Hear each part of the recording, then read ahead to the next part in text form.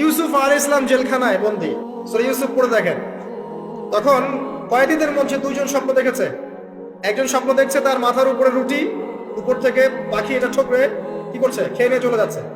আরেকজন স্বপ্ন দেখেছে যে সে শরাব পান করাচ্ছে একজন, আছে না সূরা ইউসুফে। তো ইউসুফ আলাইহিস সালাম বললেন যে যার মাথা থেকে পাখি ঠোকরায় খেয়ে নিচ্ছে খাবার, তাকে সুদণ্ড দেওয়া হবে, আর যে শরাব পান করাচ্ছে সে অতি শীঘ্রই মুক্ত হয়ে যাবে, জেল থেকে ছাড়া পেয়ে যাবে।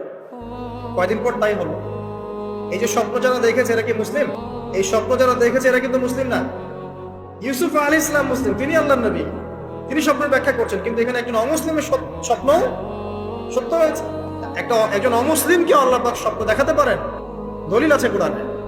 সত্য স্বপ্ন বলে একটা বিষয় আছে, যেটার জন্য অবশ্যই আল্লাহর পক্ষ থেকে নূর দরকার, স্বচ্ছ একটা মন দরকার, কলবুল সালিম দরকার, বেশি বেশি আমল দরকার, হ্যাঁ, আধ্যাত্মিকত্ব দরকার, আল্লাহর মারিফত দরকার। তারপরে ইনশাআল্লাহ সত্য স্বপ্নের প্রশ্ন আসবে। সারাদিন টিভি দেখে, গান শুনে, সিরিয়াল দেখে, গালিগালাজ করে, গীবত তহমত করে, খোঁচাখুচি করে, চুলাচুলি করে, এদের সাথে সত্য স্বপ্নের কি স্বপ্ন? এটা কিন্তু শয়তান স্বপ্ন দেখা।